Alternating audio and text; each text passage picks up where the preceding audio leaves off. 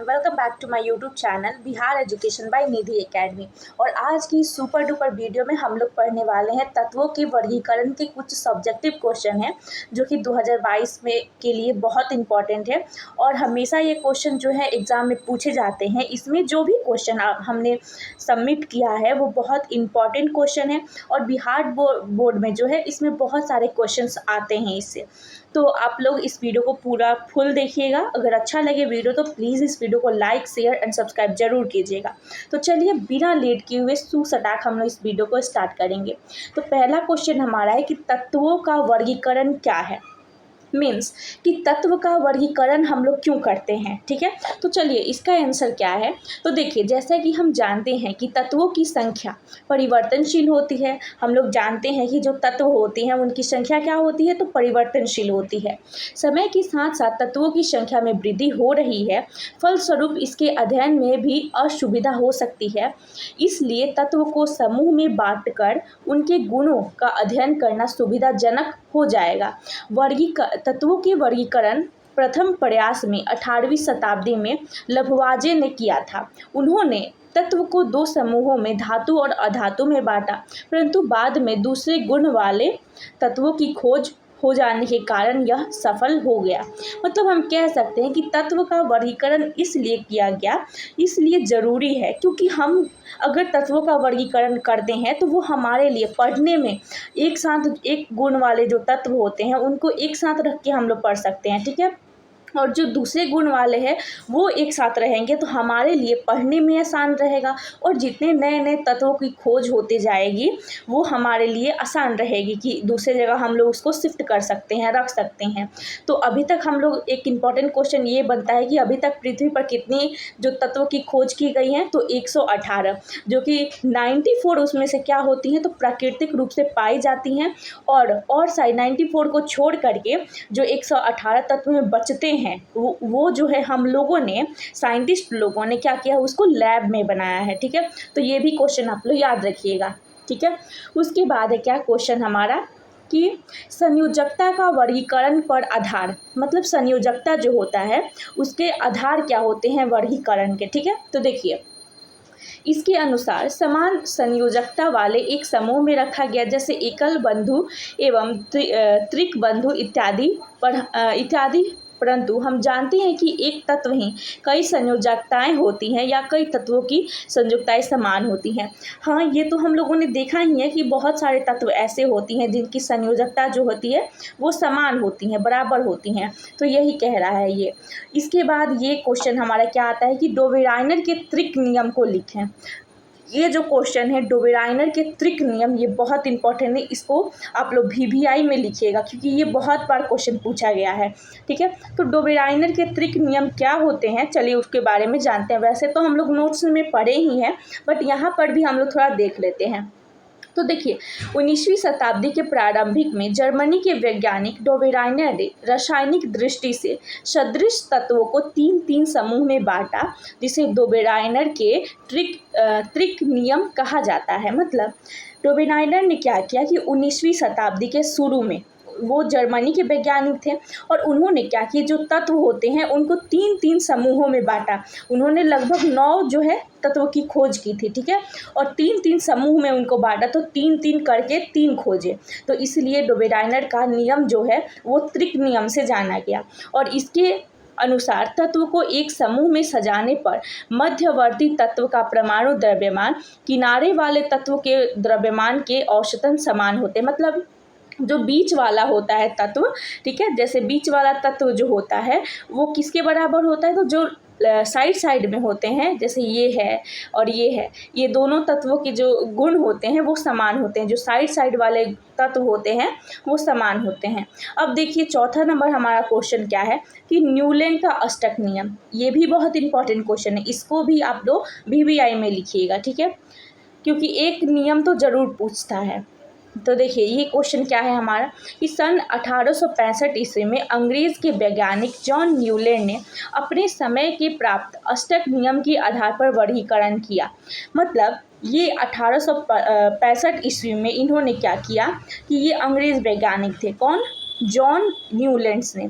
और ये अपने समय में क्या किए कि जो अष्टक नियम होता है उसके आधार पर वर्गीकरण किया। ठीक है, तो इन्होंने बताया कि उनके अनुसार यदि तत्वों को उनके परमाणु आधार पर सजाया जाए तब पहले तत्व का गुण 8वें गुण के समान होता है। मतलब इन्होंने क्या किया कि जो अपना अष्टक नियम दिया उसमें इन्होंने बताया कि अगर तत्वों को उनके परमाणु आधार पर, ठीक है, परमाणु के आधार पर सजाया जाए तो क्या होगा, जो पहला वाला तत्व होता है उनके 8वां जो तत्व होगा उनका गुण जो है समान होगा।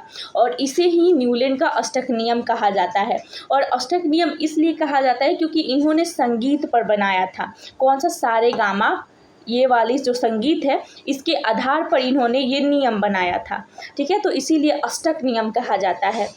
उसके बाद जैसे सोडियम से गिनती शुरू किया जाए, ठीक है, तब 8वां तत्व जो है पोटेशियम होता है, जो कि गुण समान होते हैं। देखिए, अगर सोडियम से स्टार्ट किया जाए और पोटेशियम के पास आया जाए, ठीक है, जैसे होता है ना sodium, magnesium, aluminium, potassium, phosphorus, ऐसे करके, तो 8वां जो तत्व आएगा वो पोटेशियम आएगा। ठीक है, तो जो पोटेशियम का गुण होगा वो सोडियम के गुण से मिलता है। और हम लोग जानते हैं कि सोडियम और पोटेशियम तो दोनों का गुण मिलता है। तो इसीलिए इन्होंने बताया कि जो पहला तत्व होगा वो उनका और 8वां गुण तत्व होगा वो दोनों का गुण जो है समान होगा।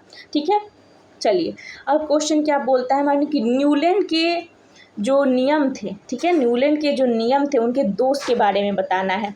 अब देखिए, न्यूलैंड के तो अष्टक नियम के बारे में हम लोग जाने, लेकिन अब उनके दोष क्या थे कि इनके भी जो तत्वों का खोज किया था तो उनका भी उतना मतलब सफल नहीं रहा जितना अभी आधुनिक वाला है। ठीक है, तो देखिए क्या क्या इन्होंने इनके जो सारणी बताई थी उसमें क्या क्या गलत थी। तो देखिए, न्यूलैंड का अनुमान था कि प्रकृति में 56 तत्व हैं। मतलब इनका अनुमान ये था, इनका मानना ये था न्यूलैंड का कि प्रकृति में सिर्फ और सिर्फ 56 ही तत्व पाए जाते हैं, इसके अलावा अब तत्व नहीं पाए जाएंगे। परंतु बाद में अन्य तत्वों की खोज हो गई, न्यूटन के नियम में फिट नहीं होती थी। मतलब बाद में क्या हुआ कि बहुत सारे खोज हुए तत्व, अभी तक तो 118 तत्व की खोज हो चुकी है।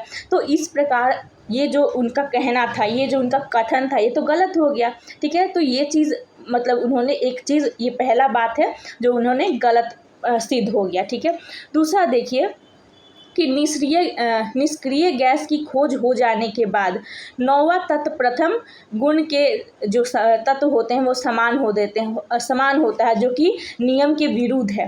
मतलब जो निष्क्रिय गैस होते हैं जैसे हीलियम हो गया, helium, neon, argon, krypton, xenon हो गया, 6 जो होते हैं उसमें बोल रहे हैं कि जो 9वां तत्व होगा वो क्या होगा, वो प्रथम तत्व के गुण के समान होगा। लेकिन ये क्या हो गया था, तो नियम के विरुद्ध हो गया था। ठीक है, उसके बाद तीसरा पॉइंट है कि पहले तत्व के गुण 8वें गुण के समान होते हैं। नहीं, ऐसा नहीं होता है, जरूरी नहीं है कि पहला जो तत्व है उसका गुण जो है 8वें तत्व के बराबर हो। ठीक है, उसी तरह अगर हम देखें जैसे हाइड्रोजन है और 8वां तत्व हम लोग देखें तो ऑक्सीजन है, तो ये दोनों का गुण थोड़े ना समान हुआ, 8वां तो तत्व है ना। तो इसी प्रकार हम लोग कोई तत्व का, हाँ, कोई तत्व का गुण जो होता है समान हो सकता है, लेकिन जो टोटल पाया जाए पूरे पीरियोडिक टेबल में उसमें सारे जो 8वें आते हैं और फर्स्ट में आते हैं उनका गुण समान नहीं हो सकता है। ठीक है, तो इसलिए इनका जो कथन था ये कि पहला तत्व और 8वें तत्व के बराबर होंगे, तो ये जो तत्व उनका कथन था ये गलत हो गया। तो इसी आधार पे तो उन्होंने बताया था, अष्टक नियम उन्होंने बनाया था, तो उनका तो पूरा उनका सिद्धांत ही खत्म हो गया कि गलत प्रूफ हो गया। ठीक है, अब देखिए क्या है कि मेंडलीफ ने अपने आवर्त सारणी तैयार करने में कौन सा मापदंड अपनाया। अब देखिए मेंडलीफ की आवर्त सारणी के बारे में हम लोग जानते हैं कि उन्होंने कौन सा मापदंड अपनाया जो बहुत ज़्यादा हम लोग के लिए हेल्पफुल सिद्ध हुआ। ठीक है, देखिए कौन सा है, तो मेंडलीफ ने अपनी आवर्त सारणी में तैयार करने के लिए निम्नलिखित मापदंड अपनाए। पहला था कि बढ़ता हुआ परमाणु द्रव्यमान, इन्होंने क्या लगाया था, तो बढ़ता हुआ जो परमाणु द्रव्यमान है उसको, और दूसरा समान रासायनिक गुणधर्म। ठीक है, अब देखिए, एक और इम्पॉर्टेंट क्वेश्चन आता है कि निष्क्रिय गैसों को अलग समूह में क्यों रखा गया। जो निष्क्रिय गैस होते हैं उसको अलग समूह में क्यों रखा जाता है। तो देखिए, निष्क्रिय गैसों को अलग समूह में रखा गया क्योंकि यह अक्रिय होती हैं। निष्क्रिय गैस को इसलिए रखा है क्योंकि ये अक्रिय होती है, मतलब किसी से क्रिया नहीं करती हैं, ठीक है, और अन्य किसी भी तत्व या यौगिक से अभिक्रिया नहीं करती हैं, इसलिए इसको अलग समूह में रखा गया। ये तो सिंपल भाषा आप लोग समझ सकते हैं, ठीक है। उसके बाद है कि आधुनिक आवर्त सारणी क्या है। मतलब हम लोग जो अभी प्रेजेंट का आधुनिक आवर्त सारणी पढ़ते हैं वो क्या है, पीरियोडिक टेबल, मतलब, ठीक है। तो तत्वों की भौतिक एवं रासायनिक गुण उनके परमाणु संख्या के आवर्त फलन होते हैं। इस नियम को प्रतिपादन जो है हेनरी मोजले ने किया था। मतलब आवर्त सारणी के बारे में हम कह सकते हैं कि वो है जिसमें तत्व का भौतिक गुण और रासायनिक गुण दोनों को हम लोग परमाणु संख्या के आवर्त फलन के रूप में दिखाते हैं, तो उसको क्या बोलेंगे, तो वो हमारे लिए क्या है, तो एक जो है आधुनिक आवर्त सारणी है। और इस नियम को किसने प्रतिपादन किया था, तो हेनरी मोजले ने, ठीक है। उसके बाद क्वेश्चन है हमारा कि आयनिक यौगिक का गलनांक उच्च क्यों होता है, ठीक है। तो आयनिक यौगिक का गलनांक उच्च होता है क्योंकि उसमें अंतर जो है आयनिक आकर्षण पाया जाता है और इनके क्रिस्टल जालक में धनायन और ऋणायन आयन निश्चित क्रम में संयोजित होते हैं और उनके जो अंतर होते हैं वो आयनिक बल पर अधिक होता है। बाद में संकुचित आकृति को तोड़ने के लिए उच्च ऊर्जा की आवश्यकता होती है। इसी के कारण क्या होता है, तो आयनिक गलनांक जो है ऊंच होता है, ठीक है। अब देखिए, एक और क्वेश्चन है हमारा 10 नंबर कि पीएच स्केल क्या होता है, एक उदासीन विलयन का मान बताएं।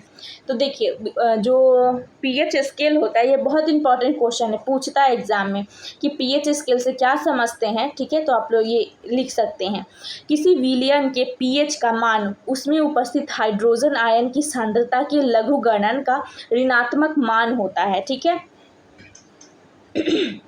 उसके बाद एक और क्वेश्चन है, उभयधर्मी का ऑक्साइड होते हैं। ये भी बहुत इंपॉर्टेंट क्वेश्चन है, ये भी पूछता है। जो धातु ऑक्साइड अम्लीय और क्षारीय दोनों प्रकार के व्यवहार प्रकट करते हैं। मतलब एक ऐसा धातु जो क्या करता है, अम्लीय भी प्रवृत्ति का होगा और क्षारीय भी प्रवृत्ति का होगा, उसको हम लोग क्या बोलेंगे, तो वो हमारा उभयधर्मी होता है, ठीक है। और उन्हें उभयधर्मी कहा जाता है, जैसे कि जिंक ऑक्साइड हो गया, एल्यूमिनियम ऑक्साइड हो गया, ठीक है। ये सारे क्वेश्चन जो हैं बहुत इंपॉर्टेंट क्वेश्चन थे। आप लोग इस क्वेश्चन को एक एक बार लिख लीजिएगा, ज़्यादा बड़ा बड़ा आंसर भी नहीं है, 2-2 3-3 लाइन का आंसर है, आप लोग याद कर लेंगे। और ये इसमें से बहुत सारे क्वेश्चन जो थे बहुत इंपॉर्टेंट थे, जो इंपॉर्टेंट थे मैंने आपको बताया, उसको आप लोग VBI करके लिख लेंगे, बहुत इंपॉर्टेंट क्वेश्चन है। अगर आपको ये वीडियो अच्छा लगा होगा तो इस वीडियो को लाइक, शेयर एंड सब्सक्राइब जरूर कर दीजिएगा। Thank you.